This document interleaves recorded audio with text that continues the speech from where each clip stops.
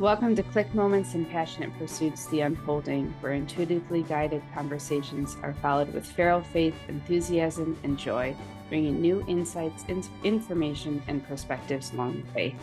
We're your hosts, Bridget Querns and Beth Orr. And today's topic is one that I would love Beth to introduce for you because it came to her sort of in liminal space last night. So I'd love for you to tell us more about that. Yeah, and it's actually a topic that I think, to be fair, I've kind of been thinking about, but you know how like we let our guard down when we're in liminal space, and so it's at night and we're not as protective. And I think what's happened is me milling through these concepts is why it came up in the middle of the night. So what I've been thinking about is, how come I hear something and it seems really important? I'm like, oh my God, that what I just heard changes everything. And then 2 weeks later, I'm doing something and I hear something that rubs up against that statistic or that information. And I'm like, that sounds vaguely familiar. And I'm like, and then I hear it and I'm like, oh yeah, I just learned about that. And I'm like, how come we have these times that we're like, these pieces of information are so critical, they're so important, we know that it means something, but unless I write it down, I won't remember it. And even if I write it down, it requires that I get one of the 20 booklets that I write things in to actually, like, there's so many concepts in here, right? So it's like, what is it that we know something's important when we hear it, but yet we don't know it yet? We know it's important, but yet some part of us hasn't brought it fully in. And that's kind of like what I got to thinking about, like, what experience with me hearing something do I have to hear for me to know this, right? For me to know something versus I hear it and it's cool, but the information doesn't really seep in or change my life. I don't think, and this is just my opinion, I don't think that we can fully know something just from hearing it. I think there has to be an experience of it in some way, shape, or form. We've got to feel the truth of it versus conceptualizing the truth of it. Yeah, I think that's one of the things that we were talking about when we spoke this morning after I had this kind of, and it's like, there's something about when I hear a statistic with my mind and when I have a fully embodied experience. And that's what you're describing. You're describing an experience, which means Mm-hmm. that I bring it into my body, and hearing it is still with my body.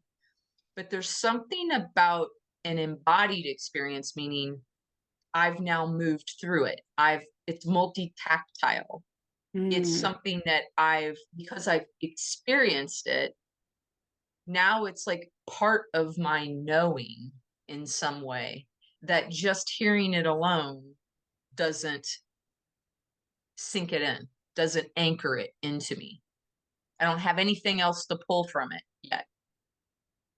Okay, can we ground this discussion in a real example of something that's either happened to you that brought this up or something you can imagine that would be an experience that people could cling on to? Yeah, give me a second, because something just happened recently. And if you can remember what it was, tell me.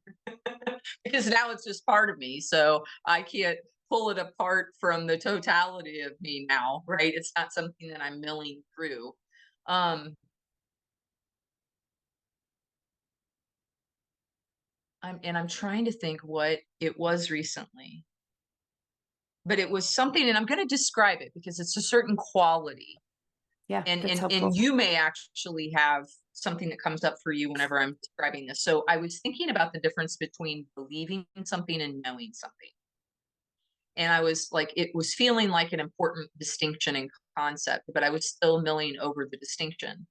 And so what happens is when I'm trying to really deeply understand the nuances of concepts, then I keep taking in information about the specific concept from other people's lenses. So it's like you don't take in, like, if I'm into Abraham Hicks and I'm reading about the law of attraction, you don't just keep taking their perspective on something. Then you go to, what's Gabby Bernstein saying about this? What's Brene Brown saying about this? What does Brendan Burchard, like, you go through all the people and you start saying, okay, who, given that I feel like they're credible in what they share, who has had some experience with this concept and what are they saying related to it, right? So I was taking in a lot of information like that, and it was almost like when it's like when you're taking in bits of pieces of information, it's filling in like a puzzle. It's like filling it in and it's making it more and more and more clear from these different perspectives. And they say it from their lens, and I hear it just a little difference. And then at some point in all of that data accumulation, it clicks. You hear me talk about click moments where something clicks into place. And then all of a sudden, it just all makes sense. It's like the picture is is clear. And so then it's me now.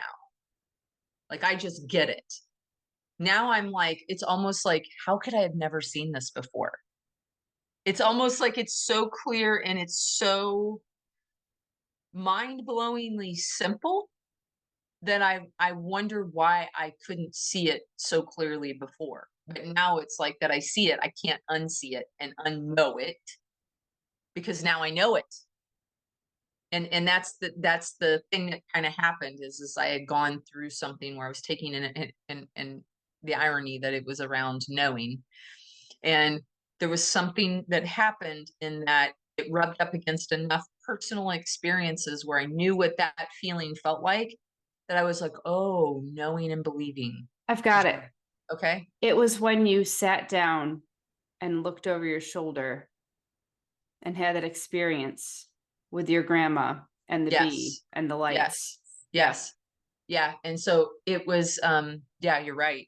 It was that I've known for years that spirit, that the veil is thin. They say the veil is thin, meaning that from our human experience of life, and when somebody's soul leaves their body and they go to the other side into the spiritual invisible realm, they're still spirit. And the way that this is described is, here's me and here's them, and the veil is thin. It's like we're just right here in the same space, and we're that close to each other, no different than if somebody was standing right here in front of me. It would be that close. So spirit is that close. And I've understood that concept, that my grandmother or those that are past are right there with me because I felt their energy right there with me. But all of a sudden, it was like when I looked over and I saw the lights and I saw them on, and I knew the high vibration I was on, and I could feel my grandmother's energy. It was like suddenly I was like, oh my God, she's in this room. She's literally responding. And it was like, it wasn't like wishful thinking, like, oh, the veil is thin and I know they're just right here. It wasn't like that hopeful believe. Believe has a bit of incredulation or not trueness to it. Whereas knowing is because I'm experiencing it or I have experienced it, and that means that suddenly it becomes a knowing no different than 2 + 2 is 4. It's that clear to me. Not gonna try to argue the point with anybody else, like it's like my knowing now. And so that's just like a brief description of the totality of physical experiences that I had with invisible people beyond, that it was now all of a sudden a knowing that I just know they're all around. Like I know they're around. And it's like, oh, wow. So then once you know that, what happens is, what does that mean for my reality? oh, I was just dabbling around in this before thinking that this was a thing. Now, all of a sudden, once I know it, then it shifts every single point of truth that I have that rubs up against that now has a new orientation and is like, oh my gosh, like, what does this mean? It means that at any given time, just like I could ask you for an opinion, I can ask for people on the other side for an opinion. I can ask for them to intervene in something just like I could call you and say, "Hey, can I get your help?" Like it's like that true. I love this. This is so cool.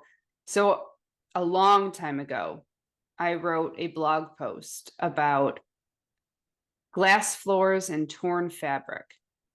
Okay. And the idea of the post came from my realization that you and I are both the same type of person here, where when something in my reality, in my experience, rips the fabric of my reality, we have options for how to repair that rip. We can ignore it and just have a very holy blanket of a reality. We can sew it back up and pretend it never happened. Or we can take a new fabric and sew that patch in. And we end up with this patchwork quilt of a reality that's now built around new knowing and new experience. And what happens when you make a patch, when you rip and you put a new patch in, the fabric of your reality grows and grows and grows and grows, and it grows to accommodate the new knowledge that you have.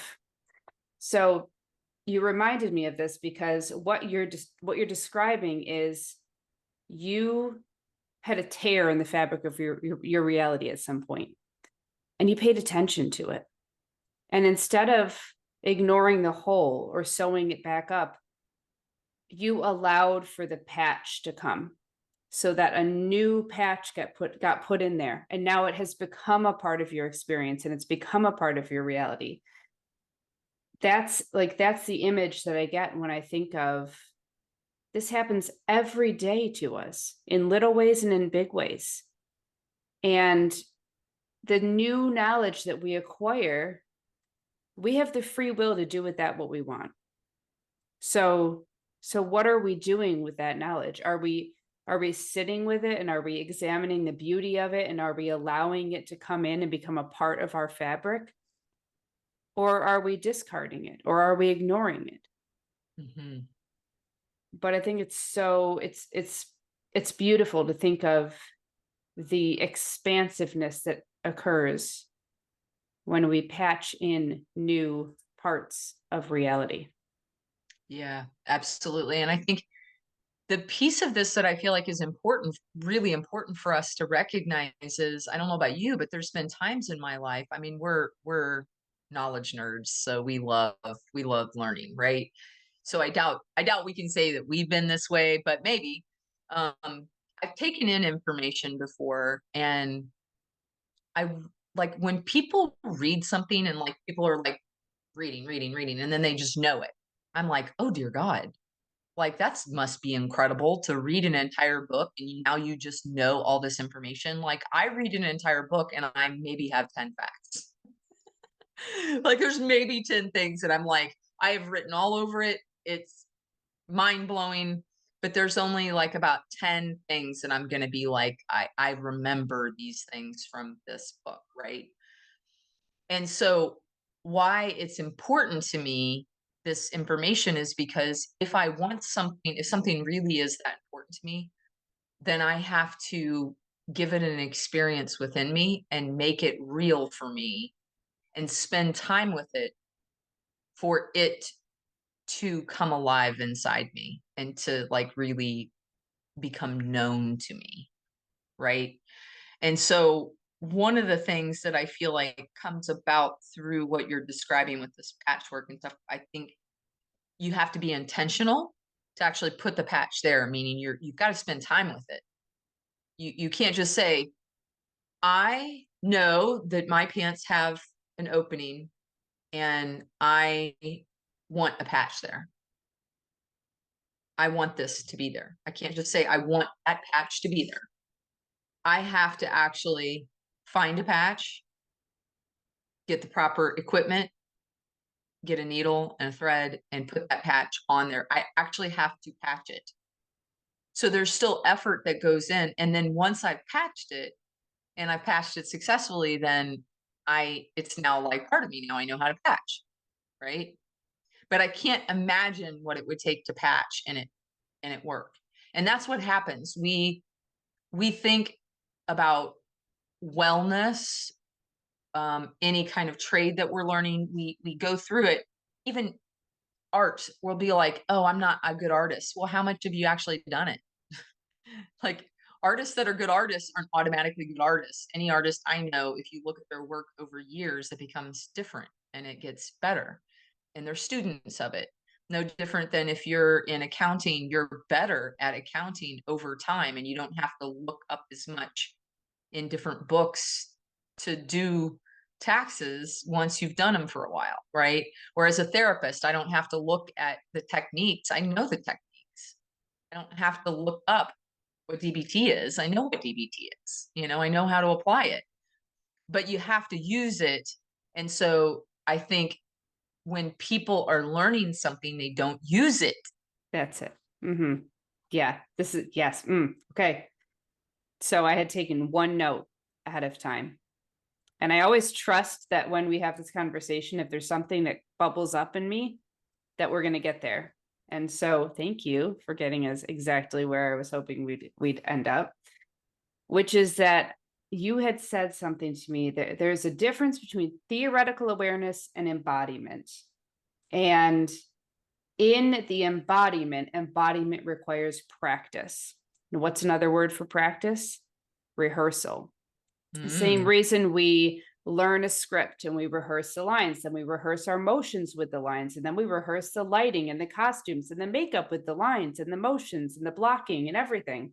All of those things need to be rehearsed together over and over and over. And that's just for a 2-hour performance.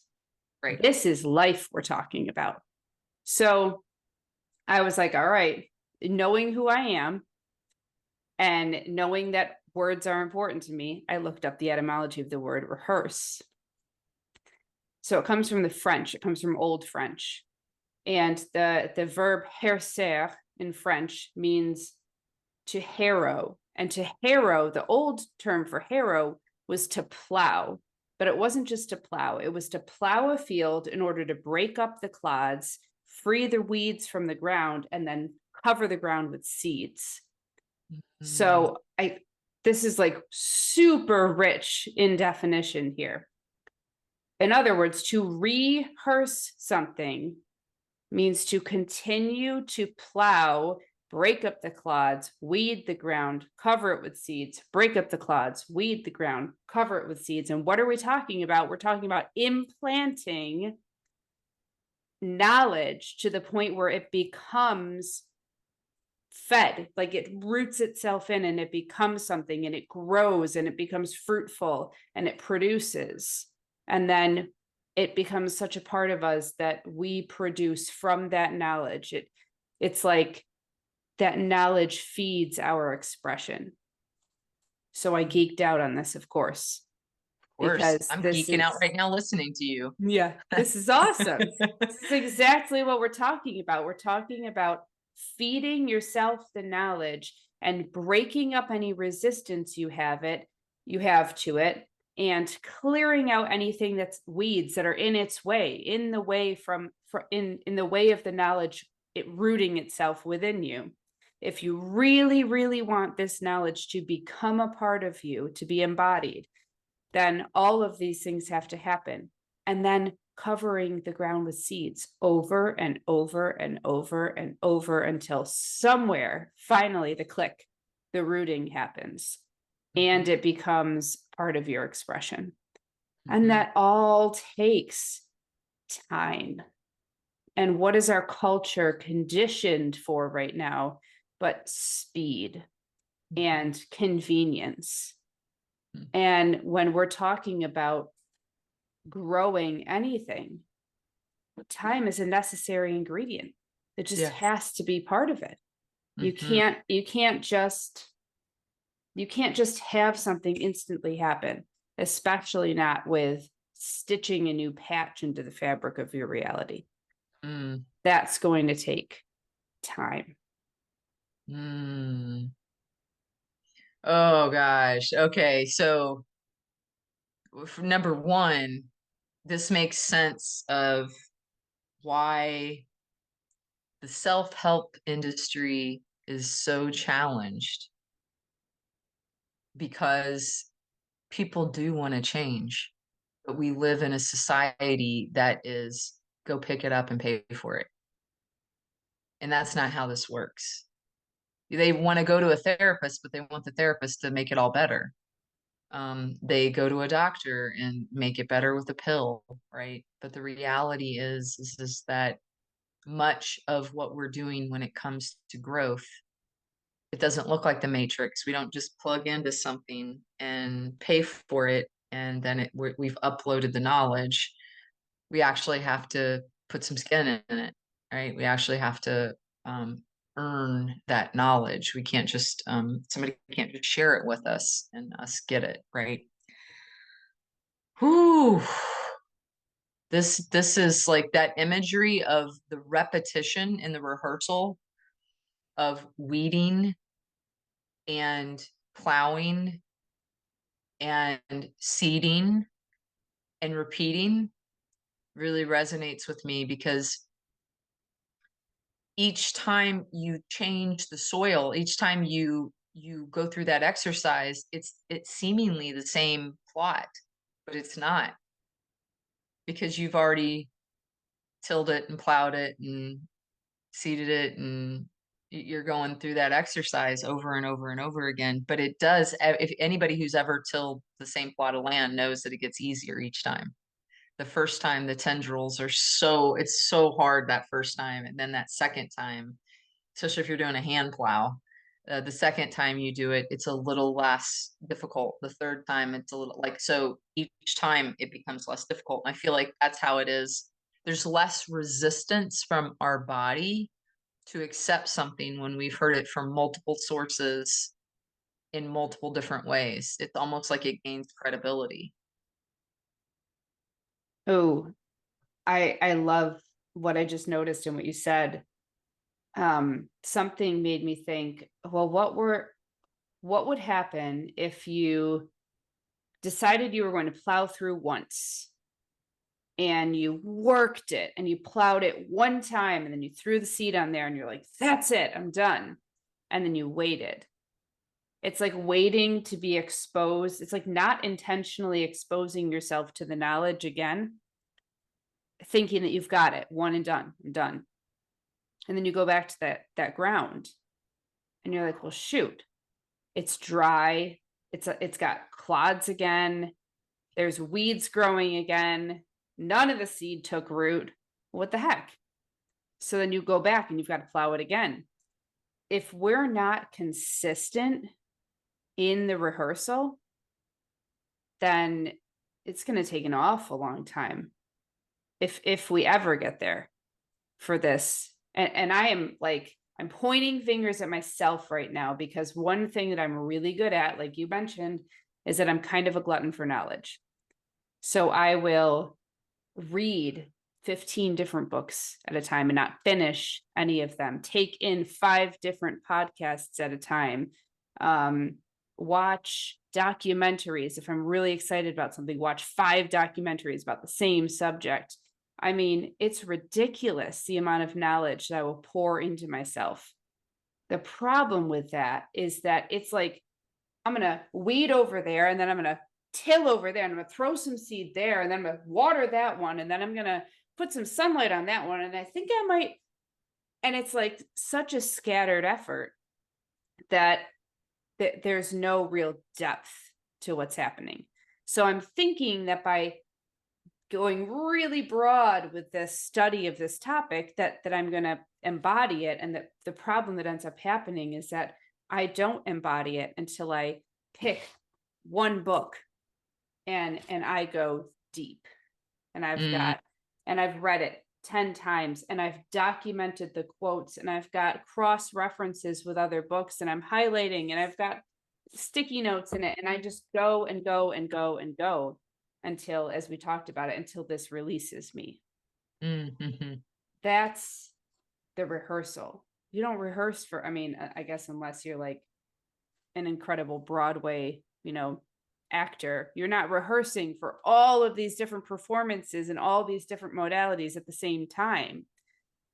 Like if you're on Dancing with the Stars, you're doing the thing every single day, multiple times a day, and you're hitting it over and over and over until it's darn near perfect. Your body changes. The way you think changes, the way you carry yourself changes, your focus, what's important to you, everything changes around that one singular focus until it becomes your expression. Mm-hmm. You go in, I wasn't a dancer, you emerge and you're a dancer. Mm-hmm. That's the difference in going broad versus going deep. Well, and this is interesting because I think that you get to, with this, it makes sense why, I've talked before about like when it's in your mind and it's theoretical, then it's a thought. And that thought has a one-time unit. Like if you have a unit of one, and we talked about the attraction in the law of attraction, our thought, this one singular thought has a one-to-one ratio of attraction.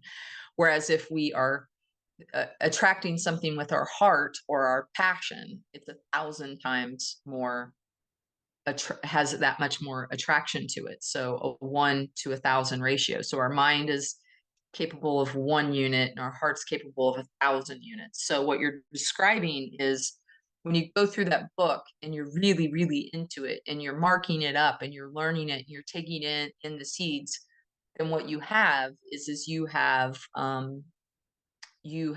a passion for something.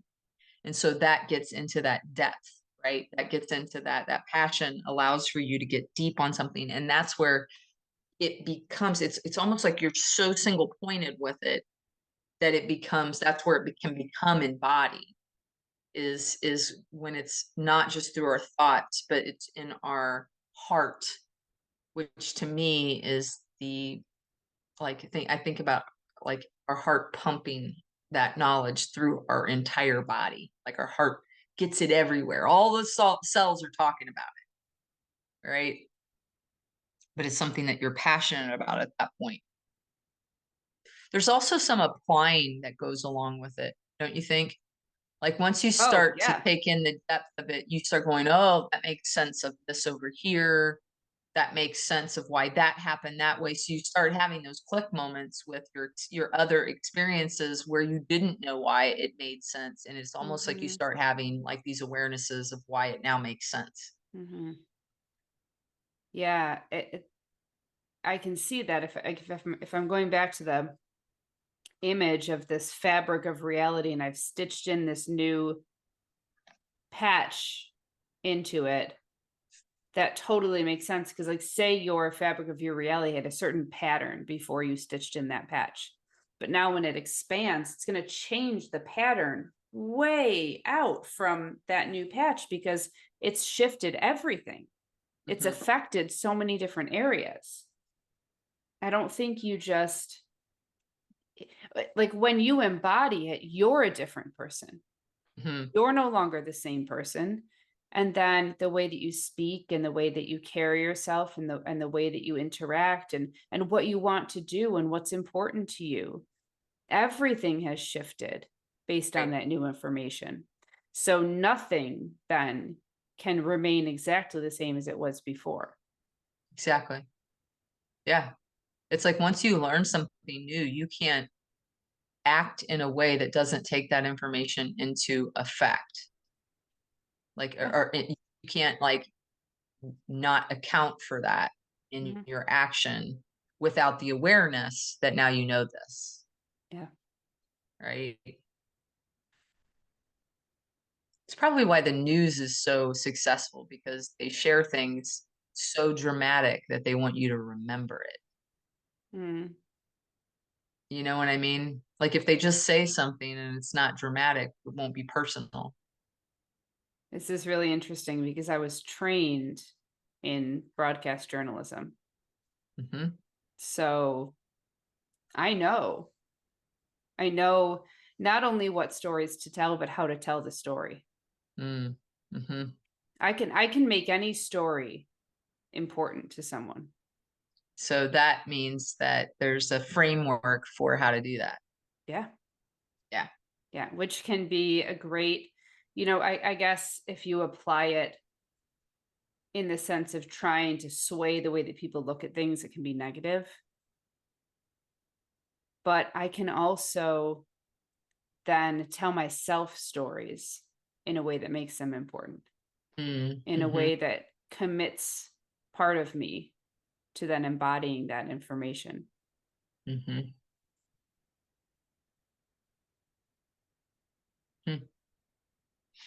I was thinking about that also, like it almost feels like thoughts are like our human capacity. Mm, And there's something about experience that feels like spiritual. yeah. Like it feels like spirit is here for the experiences. Like spirit knows the thoughts. Like our collective consciousness already has access to all the information. But what it needs is experience.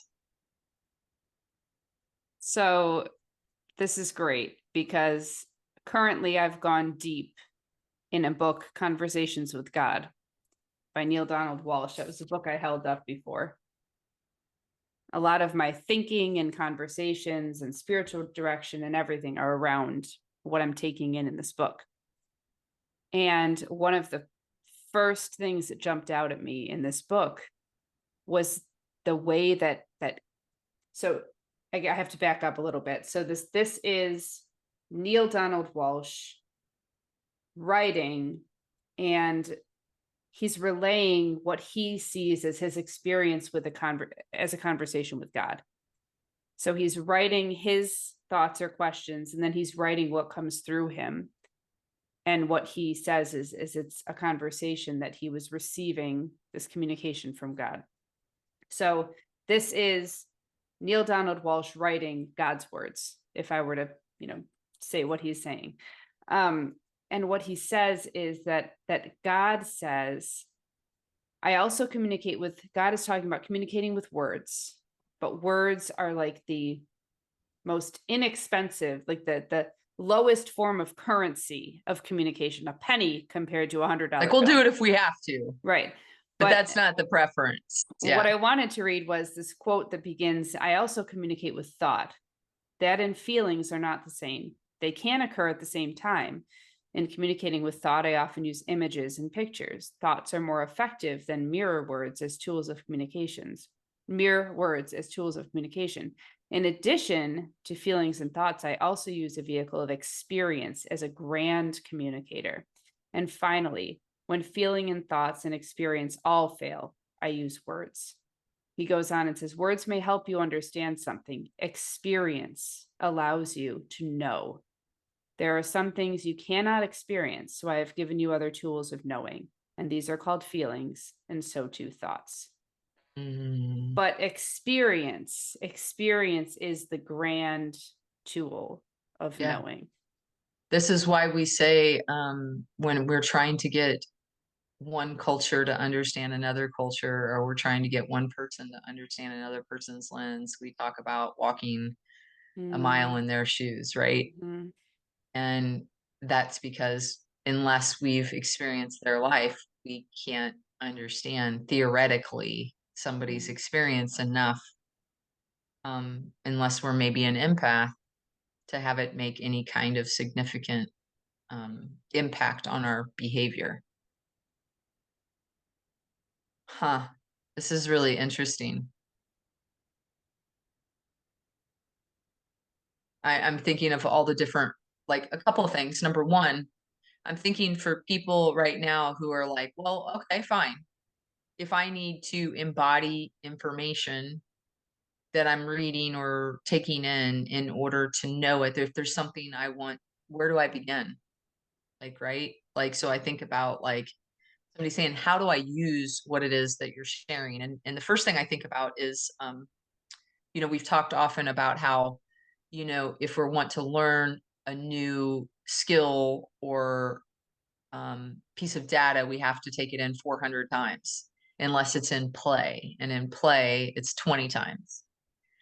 So if we want to play to take in something, we'll remember it more. But what would you say if somebody was like, how do I take what you're saying and make it germane in my life? What do I do with this? Mm, man, I was thinking around that for a while during this conversation, and I knew we'd come here. I knew you would ask this. I think so. We're just talking about so many different concepts. Like it's one thing to rehearse a new way of being, right? Like if I gain this piece of information that says if you do 10 push-ups a day every day, then this will be the result. That's an easy thing to embody. You just do the practice, you rehearse you do the 10 push-ups every day. Great, simple. Because you have access. As you have access to that. But if I wanted to embody the knowledge that my ancestors who have passed are present with me, that's a whole different, like, how do you play? How does that become play? I Yeah, have a I'd love thought. to hear it. Okay, first of all, I think you allow yourself to continue to be open to, like, you're open to the experience as it's happening, is number one. So I have access as much as you do, as much as anybody does, to our ancestors. Any person who is beyond, who is gone, is with us all the time. Now, we can call them forth, like they can't intervene in our life without us asking out loud for their help on a specific thing. So they could be right there in front of us and like, tap me in, tap me in, tap me in. Like literally, they could be right there with us because they are. And so my point is, we all have equal access. It's not like somebody's like, well, I've never heard my, because you haven't heard it doesn't mean it doesn't exist. Gravity, you can't see it, but it doesn't mean that gravity doesn't exist. And so that also is an experience that's beyond you, that because you don't have a framework to put it under, you don't know how to read what's happening, you don't know how to even understand what's happening in your, like, if you have goosebumps and you don't know goosebumps mean something in the spiritual world, goosebumps means nothing to you.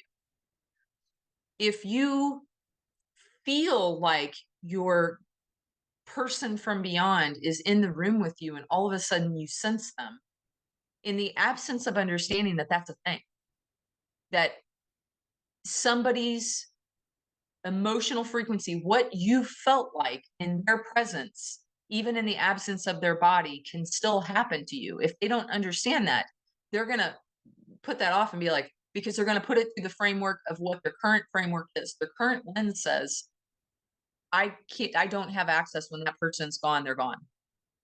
I hope to see them again. I hope to earn enough points to get into heaven.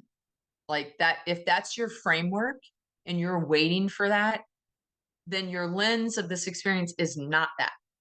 So you have to take in a wide enough lens of, oh, somebody else has had an experience with their person from beyond, and they weren't psychic. They were just an average person who didn't have those capabilities. Interesting. I wonder if I can do that.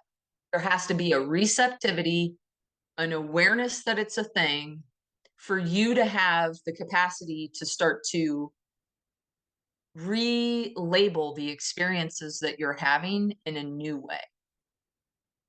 And eventually, over time, if you allow for enough new information to come in, enough other people's opinions, enough actual information from sources that you consider to be credible, then you might have an embodied experience enough times to have a click moment. The question is, how important is it to you to have a personal experience with this? And for me, I am in to have a personal experience with my grandmother. Bring it. I told her before she died, and I was there after. And so I'm extremely motivated to be open to, I will not contrive something, but I will be open to an experience. So I would say for someone who perhaps is more scientific, let's set up a scientific way to play with this new knowledge. Mm. So the word experiment just means to experience over and over and over and over and over and over. That's what an experiment is.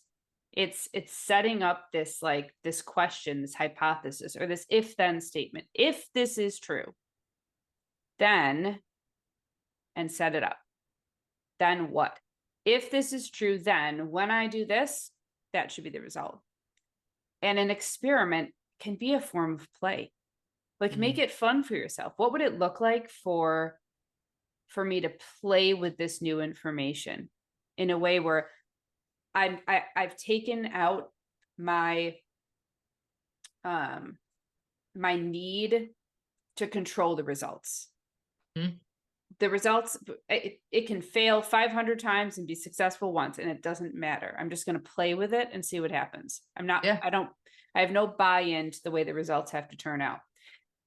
But allowing space for this new information to become a fun exercise in your life, that's a way to play with this.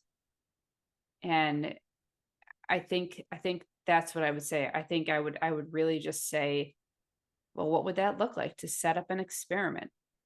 If this information that I'm taking in has deeply affected me to the point where I would like for it to become embodied knowledge, then what would that look like if it were? What would I do differently? How would I order my days with this as a new piece of information? And then experiment with it and just see, open up space and time in your life for this to root. Just give it some space, give it some water, give it some sunlight, give it some of your attention, feel That's into it. Give it attention. It's Yeah. like asking ourselves, you talk about this a lot, the what and the why, right? And so it's like if we ask ourselves, what is it that we're wanting to really experiment with and why? Mhm. Once we've got that why really strong inside of us, then it gets us into that heart space. Mm. And it allows for us to be in that space of receptivity. And I would also even say, don't share it with anybody that you know is not going to understand it.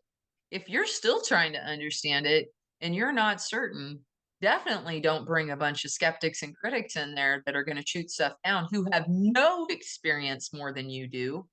Who like if somebody has no experience with something and only has heard through the grapevine, this is not the person to collaborate with you on your experiments, right?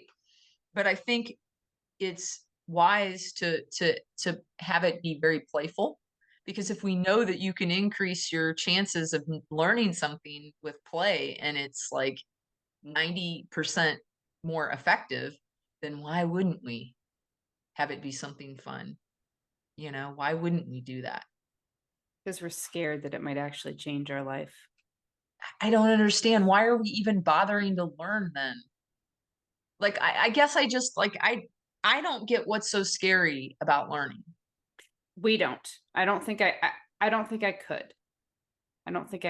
I can't I do feel the like what I'm same here thing to over and do. over. Yeah. Go ahead. No, I just gonna say I feel like what I'm here to do is to learn and take things in and change and grow and evolve. Like Mhm. I am all in for that. I can't understand the mindset of someone who came and wants to stay in this one really comfy place, in this static state. I don't think that there are listeners either. I don't think that that's who listens to us. Probably not. But I'm curious. Safety. Yeah. Comfort, safety, predictability. And I will add on to there though that we can't be in an open space of receptivity. Maybe we can. Maybe we can. I shouldn't say we can't. But I also don't want to discount the beauty of safe things in our life. Mm-hmm. Repetition, something that's dependable. Ooh, I've got a great example of this. Okay, go ahead. So because I'm such a voracious learner, and because I thrive on changing things up, there are a few things in my life that I keep totally predictable, to the point of someone being like, why don't you ever change that? Because I make so many decisions throughout my day, and I learn so many new things, and I challenge myself in so many ways. I need comfort and predictability in other places. So evening routines, morning routines, like there's a routine that I follow that someone could probably drop in on me at the same time every day, and I'd be in the same place doing the same thing. Mm-hmm. I wear a pretty predictable palette in terms of my wardrobe. I've tried to shift out of it. It's not comfortable. And I do that because I grow and I change in so many other ways that what I wear has to feel comfortable to me. Mm-hmm. Because I've got so many other things that are up in the air. What I eat or the beverages that I consume. You know, I'm always going to have hazelnut coffee. Mm-hmm. I've tried other stuff, but it's just comfy. It's comfy to me. Mm-hmm. But then that allows me to go change and grow in so many other ways. So yeah, predictability and comfort don't have to be a bad thing. No, but on those times that you are learning, that I think what's important for people to hear though is that if you're one of those people that takes in information and you're like, how come I just don't remember this? It's the amount of rehearsal, it's the amount of practice, it's the amount of taking. Even when kids are in school and they learn math, they don't learn 2 + 2 is 4 one time. They take it in a lot, hundreds of times. They take it home. They have the same homework over and over and over again. And this is why when kids don't progress out of, like, sometimes there's they didn't do it enough. They didn't repeat it enough. They didn't get enough practice, right? And so that becomes really important, is that it's, even as children, we don't necessarily learn the first time that we learn something. And for some reason, we think that when we hear it one time as an adult, it should be in there. But it's not how it is. It's like the dream that you remember when you wake up, and then you have to write it down, and you have to keep like writing it, or you have to go over it again to remember it even more. If you don't do that, you're not going to remember it. It's like you have to imprint it somehow within us. So, yeah, I think it gives me, thinking about this gives me a little bit of like, you're not losing your memory. Like, this is like a normal thing. Like, I shouldn't expect to remember everything the first time I hear it.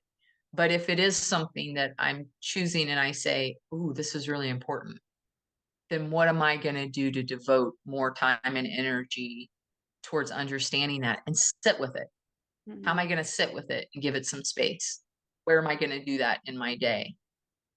Right? Where am I going to do it? Because otherwise it's not going to stay in there. Yeah. That's all I got. That's all I got. I'm going to leave everyone with my formula for this one more time, because I think this word rehearse is so great. Yeah. And so I love it. So the image of that, the plowing, is breaking up the clods, breaking through resistance, things that are resisting that knowledge coming in, weeding or getting rid of the blocks and the conflicts that stand in the way of that taking root.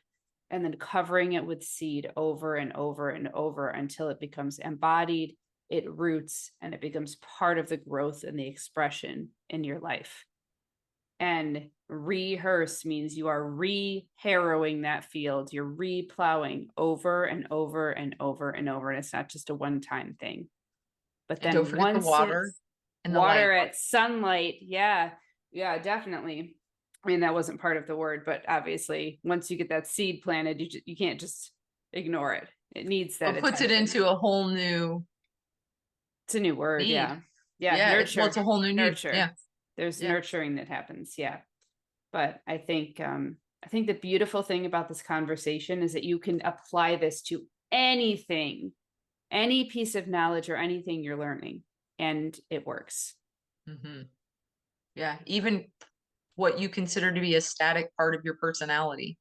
If you say, oh, I tend to be somebody that's a little bit more stoic, or I tend to be somebody who is a little less loving or expressive with my love, or whatever it is, we can decide to be anybody we want to be. Mm-hmm. If it's important to somebody in your life that you're expressive, or if it's important to somebody in your life that you learn a skill and they say it's important to them, it can be important to you too. Mm-hmm. So you can cultivate yourself in a way that doesn't compromise you, but actually cultivates you to stick with your growth analogy, cultivating. And remember, you used the word decide, and desir means to cut off all other options. And that's also a part of growth, is it not? Is to cut off the areas where you're not going to grow so you can fuel and feed that energy into the area you are growing. Isn't that called pruning? It is. And actually, I love that you just said this, because I just pulled up my blog post for tomorrow, which is called A Pruning. So thank you for bringing this full circle. Our web Awesome. is buzzing tonight. You're Yeah. welcome to everyone who's in our close web. These things are going to be coming up for you, no doubt. Yeah. So, and let us know, by the way, in the show yeah, notes. oh gosh, if you're friends of please. ours and you know that you're in our web, you know who you are, then share some of these epiphanies that you had around this topic. It's always great to see the topics join and to show how they're interconnected. Yeah, love that. Special thanks to Asheville artist Melissa Moss for our cover art. You can learn more about Melissa at melissamossart.com. Thank you to Cloud Cult for our intro and outro music from their song, There's So Much Energy in Us. Find out more about them at cloudcult.com. And to all of our listeners and our viewers, until next time, peace, love, and light.